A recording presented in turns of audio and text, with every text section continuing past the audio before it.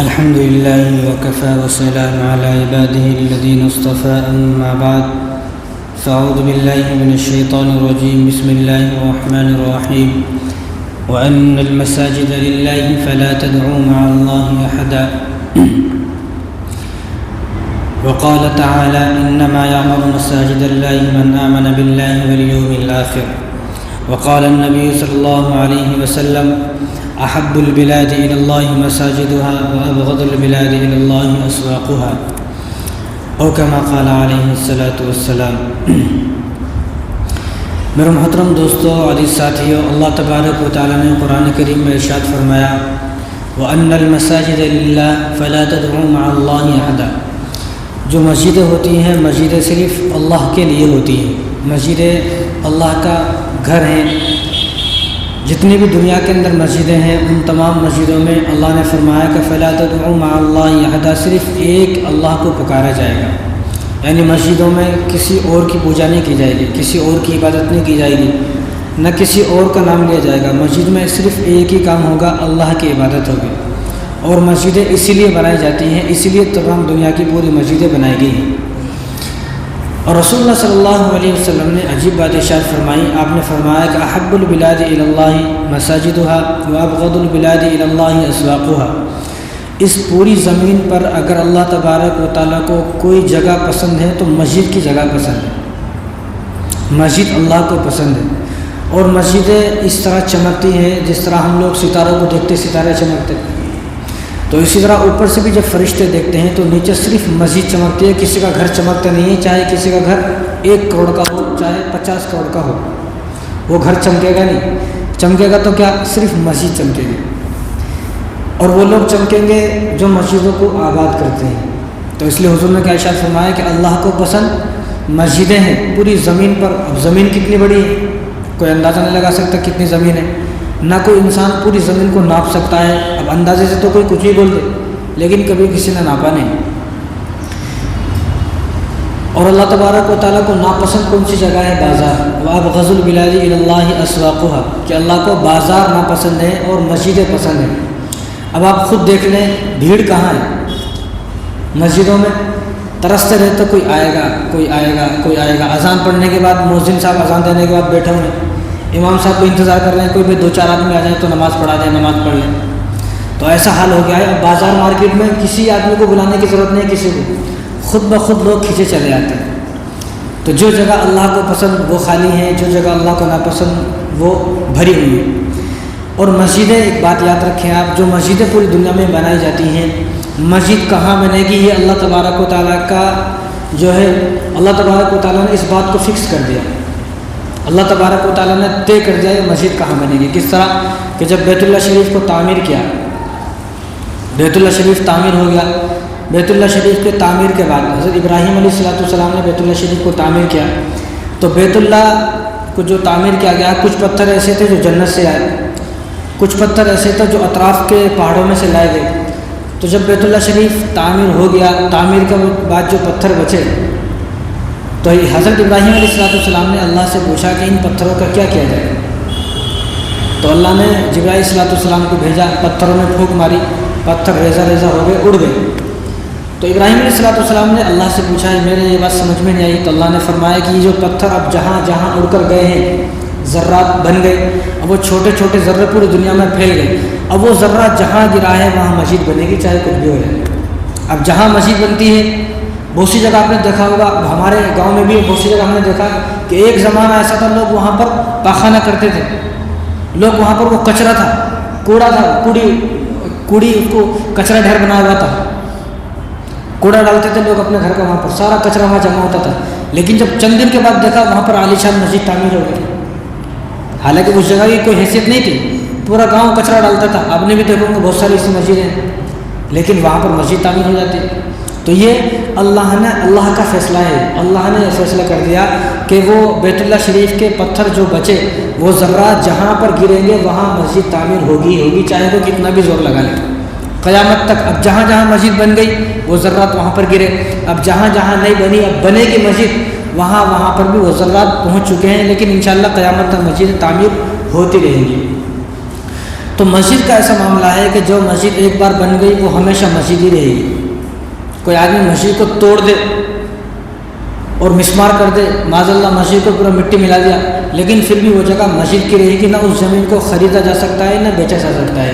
جو زمین مسجد کو دے دی بس وہ مسجد کی ہو گئی، اب اس کو خریدنا بیچنا، اس کی بولی لگانا، قبضہ کرنا سب ناجائز حرام ہے۔ ابو جہل نے یہ سوچا، ابو جہل نے کیا کام کیا، بیت اللہ شریف کے اندر 360 بت رکھے۔ اب اس نے بیت اللہ شریف کو بت خانہ بنانے کا ارادہ کیا، لیکن ابو جہل کے 360 بت رکھنے کے باوجود بھی بیت اللہ شریف بت خانہ نہ بن سکا۔ تو اسی طرح یہ جو مسجدیں آج کل مسجدوں پر قبضے ہو رہے ہیں، مسجدوں پر جو حالات آ رہے ہیں، انشاءاللہ حالات مسلمانوں پر آتے رہتے ہیں، آتے رہیں گے، کیونکہ مسلمان تو اسی لیے پیدا ہوا ہے کہ وہ اپنی پیدائش سے لے کر ولادت سے موت تک وہ سامنا ہی کرتا رہتا ہے، چاہے وہ امیر ہو غریب ہو کوئی بھی ہو، حالات مسلمان کے پیچھے چھوڑنے والے نہیں ہیں۔ اگر حالات نہ آتے تو حضور صلی اللہ علیہ وسلم کو جنگ بدر میں جانے کی ضرورت نہیں پڑتی، وہ فرماتے ہمارے اوپر حالات کیوں آ رہے ہیں، لیکن وہ ہم سے لاکھوں کروڑوں گنا بہتر انسان تھے جو حضور صلی اللہ علیہ وسلم کے ساتھ تھے، جن کو صحابہ کہا جاتا ہے، لیکن ان کے اوپر بھی حالات آئے، تو حالات آتے رہتے ہیں۔ لیکن کوئی انسان یہ دعویٰ کرتا ہے مسجد کے بارے میں، یہاں فلاں مندر تھی، گرودوارہ تھا، چرچ تھا، یہ تھا وہ تھا، کسی کے بولنے سے کچھ نہیں ہوتا ہے، اللہ کا فیصلہ ہے۔ اگر کوئی آدمی مسجد کو گرا کر وہاں پر گرجا گھر بنا بھی دے تو پھر بھی جو ہے وہ مسجد ہی رہے گی، ہم تو اس کو مسجد ہی بولیں گے۔ تو ابو جہل نے بھی یہ سوچا کہ 360 بت جو ہے وہ بیت اللہ شریف میں رکھوں تو شاید کہ میں اس کو بت خانہ بنا دوں، لیکن وہ بیت اللہ شریف بھی بت خانہ نہ بن سکا۔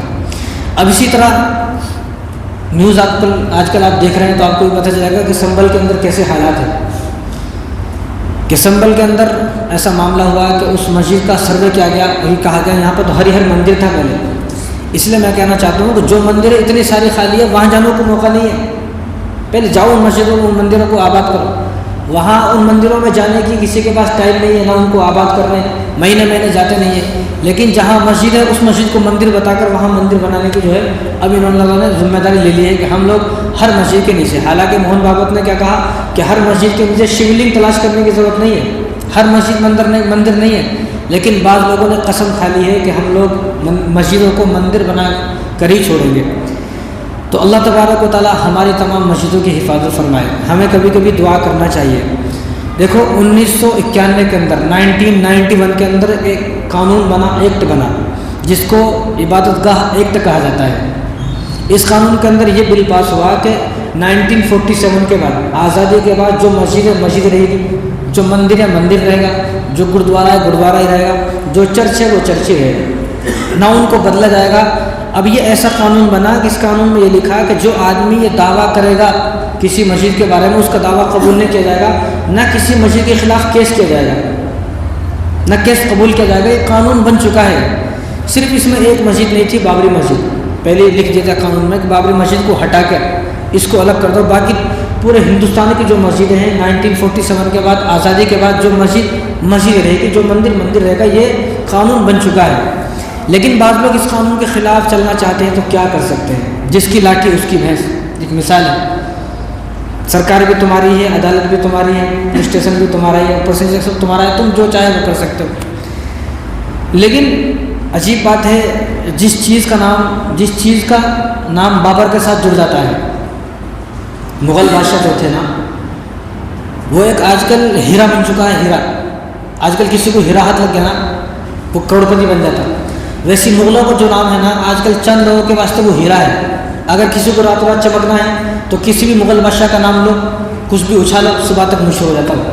اسی لیے لوگ مسلمان بادشاہوں کو گالیاں دیتے ہیں، حالانکہ اگر وہ چاہتے اس زمانے میں تو آج ایک بھی ہندو غیر مسلم پورے ہندوستان میں باقی نہ رہتا، سب کے سب ختم کر دیتے۔ وہ بادشاہ تھے، وہ جو چاہے کر سکتے تھے، لیکن انہوں نے کسی پر ظلم نہیں کیا، اس لیے اکبر بادشاہ ہے مسلمان، لیکن اس کا جو وزیر ہے بیربل ہے وہ غیر مسلم ہے۔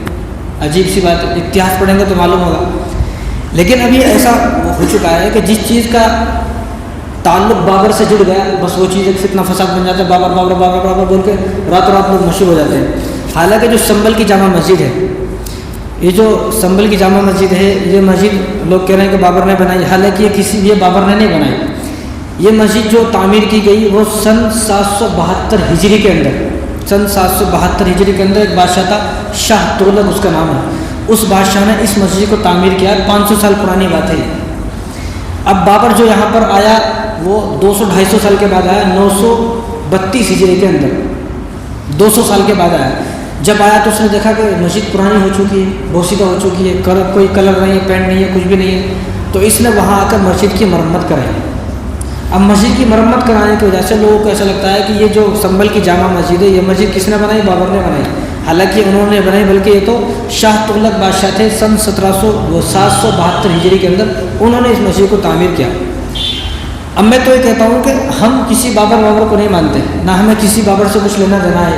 ہمیں تو جو 1991 کے اندر 1991 کے اندر جو ایکٹ بن چکا ہے، ہم تو اس ایکٹ کو مانتے، قانون کو مانتے ہیں. جب ایک مرتبہ قانون بن چکا کہ آزادی کے بعد جو مسجد بن گئی وہ مسجد ہی رہے گی، بس اس ایکٹ کو ہم قبول کرتے ہیں، ہم اسی کو مانتے ہیں اور اسی کے متعلق ہم ساری باتوں کو قبول کرتے ہیں. لیکن اب کوئی نہیں مان رہے تو کیا کر سکتے ہیں. حالانکہ جو سنبھل کی جامع مسجد ہے، جب انگریزوں کی حکومت تھی 1878 کے اندر، جب بھی اسی طرح اس مسجد کے اوپر ایک فتنہ فساد شروع ہوا، بعض لوگوں نے یہ جو اب بدماشی ہو رہی ہے اس ٹائم پہ بھی بدماشی کی. تو یہ جو فیصلہ عدالت میں گیا، یہ جو فتنہ فساد ہوا، یہ سارا واقعہ حادثہ عدالت میں گیا. تو انگریز تھے اس وقت، انگریز تو مسلمانوں کے ویسے دشمن تھے، لیکن انگریزوں نے جب سنا، ساری کارروائی سنی، تو انہوں نے یہ فیصلہ دیا کہ مسلمانوں کی ہی یہ مسجد ہے، یہاں پر کوئی مندر نہیں تھا. انگریزوں نے فیصلہ دیا سن 1878 کے اندر. یعنی ایک مرتبہ جب جھگڑا ہوا تو فیصلہ مسلمانوں کے حق میں آ چکا، لیکن اب پھر بدماشی ہو رہی ہے تو کیا کر سکتے ہیں؟ کچھ نہیں کر سکتے. لیکن سب سے پہلی بات یاد رکھیں، شریعت کا حکم ہے، اور یہ بات تو ہر مسلمان کو بھی اور غیر مسلموں کو زیادہ یہ بات یاد رکھنی چاہیے کہ شریعت کا حکم ہے. یہ کوئی بھی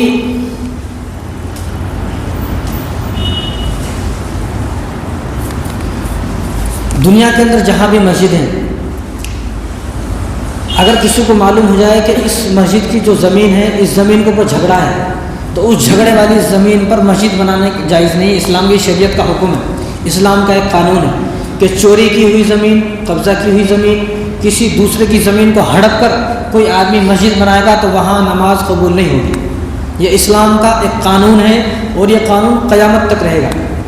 کسی کی زمین پر قبضہ کر کے حضور صلی اللہ علیہ وسلم جب ہجرت کر کر مکے سے مدینہ آئے تو مدینہ میں 2 بھائی تھے، سہل، سہیل. ان کی ایک زمین تھی، اس زمین پر وہ کیا کرتے تھے؟ اپنا کھجور سکھاتے تھے. اس زمانے میں جو کھجوروں کا کاروبار تھا، اور کھجور اتنے ہوتے نہیں تھے، تھوڑے بہت 2-4 کلو ہیں، وہ منوں کے ٹنوں کے حساب سے کھجور ہوتے تھے. تو کھجور کو توڑ کر سکھایا جاتا ہے، تو اس زمین پر وہ کھجور سکھاتے تھے. یعنی ایکسٹرا زمین تھی، ان کو اس زمین کی ضرورت نہیں تھی.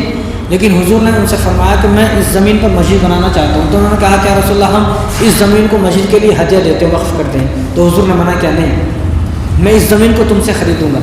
تو حضور نے ابوبکر کو بلایا، ابوبکر سے کہا کہ ان کو 5000 درہم دیے جائیں. تو 5000 درہم دیا، اس زمین کو خریدا. حضور نے خریدنے کے بعد حضور نے پھر اس کو وقف کیا کہ اب میں وقف کر رہا ہوں اس کو. یعنی اس زمین کو حضور نے خریدا، ایسا نہیں کہ انہوں نے دے دیا.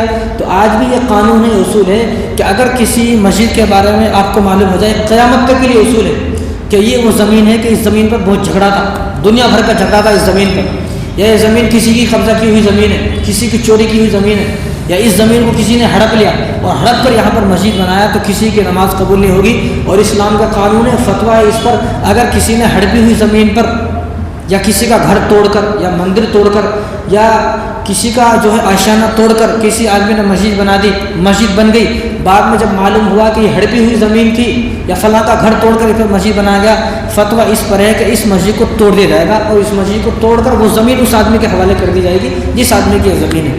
اسلام کا قانون ہے. اب جب اسلام کا ایسا خطرناک قانون ہے تو پھر آپ خود سوچ سکتے ہیں کہ ہمارا غیر مسلم بھائی بھی اس بات پر دھیان دیں، وہ بھی سوچ سکتے ہیں کہ ایک بادشاہ کسی مندر کو توڑ کر کیوں مسجد بنائے گا؟ حالانکہ جب قبضہ کی ہوئی زمین پر نماز ہی نہیں ہوگی، اور نماز کا کو پڑھ رہے ہیں اللہ خوش ہو، اور قبضہ کی ہوئی زمین پر نماز پڑھنا جائز نہیں ہے. تو جب نماز پڑھنا ہی جائز نہیں ہے، نماز قبول نہیں ہو رہی، نماز پڑھنے کا کیا فائدہ ہے؟ پھر تو نماز پڑھنے کا کوئی فائدہ نہیں ہے. میں نماز پڑھنے کا فائدہ کیوں؟ ہم نماز کیوں پڑھ رہے ہیں؟ ہر انسان کی، ہر مسلمان کی سوچ ہے کہ میں نماز پڑھوں، نماز پڑھنے کے ذریعے سے اللہ خوش ہو جائے. مسلمان ہی نہیں بلکہ دنیا میں جتنے بھی مذہب ہیں وہ اچھے کام اس لیے کرتے ہیں تاکہ ان کا بھگوان ان سے خوش ہو. ہم لوگ بھی یہ کوشش کرتے ہیں کہ ہمارا رب ہم سے خوش ہو. اب جب مجھے پتہ چلے کہ میری یہاں نماز ہی نہیں ہو رہی، تو پھر آدمی نماز تھوڑی پڑھے گا، میں تو یہاں نماز پڑھوں گا نہیں پڑھوں گا کیونکہ میرے یہاں نماز قبول نہیں ہو رہی. تو اس لیے جہاں نماز قبول ہی نہیں ہو رہی وہاں کوئی آدمی نماز پڑھے گا نہیں، اور جہاں کے بارے میں معلوم ہے کہ تمہاری نماز نہیں ہوگی وہاں کوئی آدمی مسجد بنائے گا نہیں. اسلام کا قانون ہے، اسلام کا اصول ہے. اس لیے ان تمام باتوں سے معلوم ہوتا ہے کہ کسی مندر کو توڑ کر یا کسی کا گھر توڑ کر کبھی کسی بادشاہ نے کوئی مسجد نہیں بنائی. یہ شریعت کا حکم ہے اور یہ حکم قیامت تک رہے گا. ایسا نہیں کہ حکم اس زمانے کا تھا، یہ قیامت تک حکم رہے گا. اب بھی کسی کے بارے میں ایسا پتہ چلتا ہے کہ فلاں جگہ مسجد ہے اور وہ فلاں جگہ مسجد جو ہے فلاں صاحب کے گھر کے 2-4 توڑ کر بنا دیے، تو اب اس مسجد کو توڑنے کا حکم ہے کہ اس مسجد کو توڑا جائے، اس زمین کو اس آدمی کو واپس کیا جائے جس کی یہ زمین ہے. یہ قانون ہے، اصول ہے. اگر یہ اصول اگر سمجھ میں آ جائے گا تو بہت اچھی بات ہے، نہیں سمجھ میں آئے گا تو اسی طرح لڑائی جھگڑے ہوتے رہیں گے. اب کیا ہے، سب سے پہلی بات یہ ہے کہ ہم نے اپنی مسجدوں کو آباد نہیں کیا. اس لیے کہا جاتا ہے کہ مسلمان کسی سے ڈرتے نہیں. بھائی مسلمان کسی سے نہیں ڈرتے. اب سامنے والا پوچھے گا بھائی کیوں ڈرتے مسلمان؟ اگر مسلمان کو سب سے زیادہ کس سے ڈرنا چاہیے؟ اللہ سے ڈرنا چاہیے. اب جو آدمی اللہ سے نہیں ڈر رہا ہے اس کو وہ آدمی کس سے ڈرے گا نہیں. اس لیے کہا جاتا ہے کہ مسلمان کس سے ڈرتا نہیں. اگر یقین نہ ہو تو خالی مسجدیں دیکھ لیں. اگر کسی کو یقین نہ ہو تو خالی مسجدیں دیکھ لیں. اب جمعے میں کتنے لوگ آتے ہیں؟ اب جمعے پڑھنے کے 2 گھنٹے کے بعد عصر کی نماز آتی ہے، اس میں دیکھ لیں آپ کتنے لوگ ہوتے ہیں. تو ہم نے اپنی مسجدوں کو ویران کرنے میں کوئی کسر نہیں چھوڑی ہے. جب ہم نے اپنی مسجدوں کو ویران کیا تو ظالموں کی دشمنوں کی نظر ہماری مسجدوں پر پڑ گئی. اگر ہم آباد رکھتے اپنی مسجدوں کو تو ایسا نہ ہوتا. تو مسجدوں کی حفاظت کیسے ہو؟ مسجد کی حفاظت کے 8 طریقے ہیں کہ 8 طریقوں سے ہماری مسجد کی حفاظت ہو سکتی ہے. سب سے پہلا طریقہ جو مسجد کی حفاظت کا وہ یہ ہے کہ جو گھر آباد ہوتا ہے، جو گھر آباد ہے اس میں چور چکے نہیں آتے، ڈاکو نہیں آتے. بنجر جو زمین ہے، ویران جو گھر ہے، اس میں کوئی بھی چور آ جائے گا اور کوئی بھی چور آ کر دیکھ لے گا بھائی یہاں کوئی چیز ہے وہ چورا کر لے کے جائے گا. اب چوروں کو پتہ ہے کہ فلاں گھر میں ہمیشہ لوگ رہتے ہیں تو وہاں چوری کرنے کی اس کی ہمت نہیں ہوتی. تو اسی طرح مسجدوں کو اگر آباد کریں گے تو کسی ظالم کی نظر نہیں پڑے گی. مسجد کو ویران کریں گے تو ظالم کی نظر پڑے گی. اب ایک زمانہ تھا جب ہم نے چھوٹے تھے، آپ بھی چھوٹے ہوں گے، آپ نے بھی دیکھا ہوگا، ایک زمانہ تھا کہ جب جو بستی کے بزرگ لوگ ہوتے تھے، جو بستی کے عمر رسیدہ لوگ ہوتے تھے، شیخ فانی یعنی جو آدمی 60 سال 70 سال 80 سال کے ہو گئے، اب وہ کچھ کام کرتے نہیں تھے، کاروبار کرتے نہیں تھے. وہ کیا کرتے تھے؟ مسجد میں آ گئے. اب مسجد میں آ کر کوئی نماز پڑھ رہے، کوئی دعا کر رہے، کوئی ذکر کر رہے، کوئی قرآن پڑھ رہے، تلاوت کر رہے، اور وہ مسجد کے بستی کے واسطے دعا کرتے تھے. وہ بزرگ ان کا بس یہ کام تھا، مسجد میں آتے تھے، صاف صفائی کرتے تھے، اذان دیتے تھے، بس یہ کام تھا. گھر نہیں جاتے تھے. گھر جانا تو رات کو چلے گئے ورنہ رات کو بھی نہیں جاتے تھے. ہمارے یہاں تو اب بھی وہی ماحول ہے. ایک زمانہ تھا. اب ایسا نہیں ہے. اب بوڑھے بھی نماز نہیں پڑھتا، جوان بھی نماز نہیں پڑھتا، اب دونوں بھی برابر ہے. 20 سال کا نوجوان بھی کمانے جاتا صبح اور 80 سال کا بوڑھا آدمی بھی کمانے جا رہا تھا. ورنہ وہ زمانہ تھا کہ کم سے کم جو بستی کے بزرگ حضرات ہوتے تھے وہ تو آتے تھے مسجد میں، مسجد کو آباد کرتے تھے. اب کوئی بھی مسجد کو آباد کرنے کو تیار نہیں ہے. مسجد کو ویران کیا، اسی لیے دشمنوں کی نظر ہماری مسجد میں پڑ گئی. مسجد کی حفاظت کا دوسرا طریقہ یہ ہے کہ ہم اپنی مسجد کی خبر رکھیں. ہمیں اپنی مسجد کی کوئی خبر نہیں ہے. بھائی جن کی مسجد ہے وہ جانے، مسجد کی کمیٹی والے جانے، مسجد کے مول صاحب جانے، امام صاحب جانے، مؤذن صاحب. میں کیا کروں گا؟ مجھے کوئی لینا دینا نہیں ہے. میں ایک مہمان ہوں. جس طرح مہمان گھر میں آتا تو مہمان گھر کی خبر نہیں رکھتا ہے، مہمان تو مہمان کے طریقے پر آتا چلا جاتا ہے. تو ہماری سوچ بھی یہ ہے کہ میں بھی ایک مہمان ہوں. ہمیں مسجد کی کوئی خیر خبر نہیں ہے. مسجد میں چوری ہو، مسجد میں بلب خراب ہو گیا، فین خراب ہو گیا، باتھ روم سڑ گئے، باتھ روم خراب ہو گئے، ہمیں کوئی لینا دینا نہیں ہے مسجد سے. ہم مہمان کی طرح آتے ہیں. تو اگر ہم مسجد کی خبر نہیں رکھیں گے تو ہماری مسجد پر قبضے ہوں گے. 50 لاکھ کا گھر بنایا لیکن 50 روپے مسجد میں نہ دے سکا، ایک 50 روپے کا بلب مسجد میں نہ لگا سکا. اس لیے آپ دیکھیں مسجد کے باتھ روم کا اگر بلب خراب ہو گیا سالوں تک خراب رہے گا، کسی کو بدلنے کی توفیق نہیں ہوگی. مسجد کا فین خراب ہو گیا، خراب ہے تو مجھے کیا کرنے کا ہے، میں تو اپنا گھر دیکھتا ہوں. مسجد کون دیکھے گا؟ ارے جتنے مسجد بنائی وہ جانے. تو کیا کرے گا پھر؟ تو بھی تو کچھ کر، تیرے کو کچھ نہیں کرنے کا کیا؟ تو مسجدوں کی خبر اگر رکھیں گے تو ہماری مسجدوں کی حفاظت ہوگی. اب ہمیں کوئی لینا دینا نہیں ہے. کبھی ہم نے کسی مسجد میں جا کر یہ نہیں پوچھا بھائی آپ یہ بتائیں کہ اس مہینے کا کرنٹ بل کتنے کا ہے، اس مہینے کا کرنٹ بل میں بھروں گا. آپ کی مسجد میں کوئی فین خراب ہے تو میں لگا دیتا ہوں، لائٹ خراب ہے تو میں لگا دیتا ہوں، مائک کی ضرورت ہے تو میں لگا دیتا ہوں. میں یہ مسجد کی بات نہیں کر رہا ہوں. آپ گاؤں دیہاتوں میں جائیں، سفر کریں اور دیکھیں کہ کتنے وہاں پر مسجدوں میں جو ہے بلب نہیں ہے، فین نہیں ہے، کرنٹ نہیں ہے. کرنٹ ہے تو وہ میٹر نہیں ہے، بالکل نظام درہم برہم ہو چکا ہے. آپ گاؤں دیہاتوں میں جائیں تو مسجدوں کی اگر خبر رکھیں گے تو ہماری مسجدوں کی حفاظت ہوگی، ورنہ ہماری مسجد کی کوئی حفاظت نہیں ہوگی. کبھی ہم نے جاننے کی کوشش نہیں کی ہماری مسجد میں کس چیز کی ضرورت ہے. اور تیسری جو ہماری مسجد کی حفاظت ہوگی وہ اس طرح کہ ہم اپنی مسجدوں کو خوبصورت بنائیں. آج کل ہم نے اپنی مسجد کو باہر سے خوبصورت بنایا، اندر سے خوبصورت نہیں بنایا۔ ہمیں اپنی مسجد کو خوبصورت بنانا ہے دو طریقے سے، باہر سے بھی اندر سے بھی۔ اب باہر سے خوب کلر مارے، پینٹ مارے، یہ کرے وہ کرے، زبردست دکھ رہی مسجد، لیکن اندر نماز پڑھنے والا کوئی ہے ہی نہیں۔ تو اندر اگر نماز پڑھنے والا، مسجد اگر باہر سے خراب ہے تو کوئی بات نہیں، مسجد اندر سے مضبوط ہونا چاہیے۔ آج ہماری مسجدیں باہر سے بڑی خوبصورت دکھتی ہیں، اندر گئے تو وہ 4-5 آدمی آتے ہیں نماز پڑھنے کو، کوئی نماز پڑھنے کو نہیں آتا ہے۔ اس لیے مسجد کو خوبصورت بنانا ہے، اندر سے بھی باہر سے بھی۔ اس لیے جو مسجدیں ایسی ہیں، پرانی ہیں، بوسیدہ ہیں، یا گاؤں دیہاتوں کی جو مسجد ہے، اللہ تبارک و تعالیٰ نے جس کو اتنی طاقت دی ہے کہ مسجد کی مرمت کرا سکتا ہے، تو مسجد میں جائے، وہاں پر مسجد میں مرمت کرائے، مسجد میں کلر کرائے، پینٹ کرائے۔ اب مسجد سالوں ہو گئے، کلر نہیں ہوا، پینٹ نہیں ہوا، اب لوگ جو دوسرے وہ سوچتے ہیں کہ پتہ نہیں شاید مسجد ویران ہے، فوراً کہیں سے 2-4 لوگ آتے ہیں، بول دیتے ہیں مسجد نہیں، مسجد نہیں ہے، مسجد نہیں، سروا کرو، یہ کرو، وہ کرو، چند دن کے بعد مسجد ختم ہو جاتی ہے، وہاں پر ایک مندر بنا دیا جاتا ہے۔ تو جس کو اللہ تبارک و تعالیٰ نے اتنا دیا ہے، وہ اللہ کی رضا کے لیے مسجد کی خدمت کرے۔ اگر ہم اللہ کے گھر کو آباد کریں گے تو اللہ ہمارے گھر کو آباد کرے گا، ہمارے گھروں میں محبت آئے گی۔ تو ہم گاؤں دیہاتوں کی مسجدوں میں جائیں، وہاں پوچھیں کہ کیا ضرورت ہے۔ اور جو چوتھا طریقہ ہے مسجد کی حفاظت کرنے کا، وہ یہ کہ مسجد کے کاغذات درست ہونے چاہیے۔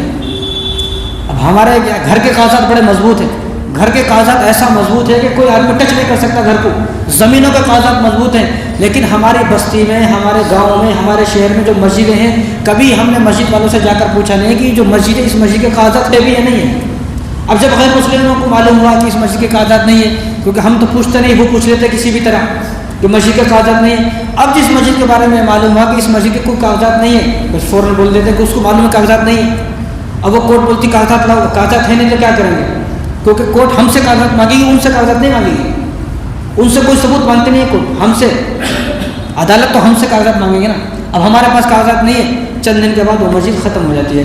اور 5ویں جو حفاظت ہوگی مسجد کی، وہ اس طرح کہ ہر مسجد پر کیمرے لگائے جائیں، گھروں میں کیمرے ہیں، دکان پر کیمرے ہیں، اور بھائی کارخانے میں کیمرے ہیں، فیکٹری میں کیمرے ہیں، ہر جگہ کیمرے ہیں، لیکن مسجد میں کوئی کیمرے نہیں ہے کہ بھائی میں اپنے پیسے خرچ کرنا نہیں چاہتا۔ حالانکہ کیمرے کوئی کروڑ 2 کروڑ کے نہیں آتے، 10-20 ہزار روپے کا معاملہ ہے، لیکن 10-20 ہزار روپے میں ہماری مسجد کی حفاظت ہو سکتی ہے۔ آج کتنی مسجدیں ہم نے دیکھی ہے، مسجد 2 منزل 3 منزل 4 منزل، اور وہ قالین 10,000 روپے کی ہے، قالین ہے، جانماز 5,000 روپے کا ہے، فین ایسے زبردست لگائے ہوئے ہیں، لیکن وہاں جھگڑا ہوا اور وہ ثبوت مانگ رہے، جھگڑا کس نے شروع کا؟ ثبوت ہے ہی نہیں۔ کئی بولے تو ثبوت کیوں نہیں ہے؟ کیونکہ مسجد میں کیمرہ نہیں ہے، ورنہ مسجد میں کیمرہ ہونے چاہیے، کم سے کم ایک ہی کیمرہ لگا دے، معلوم ہو کہ مسجد میں کون آیا، کون گیا، کون کیسی حرکت کر رہا ہے۔ اس لیے مسجدوں میں چوریاں ہو رہی ہیں۔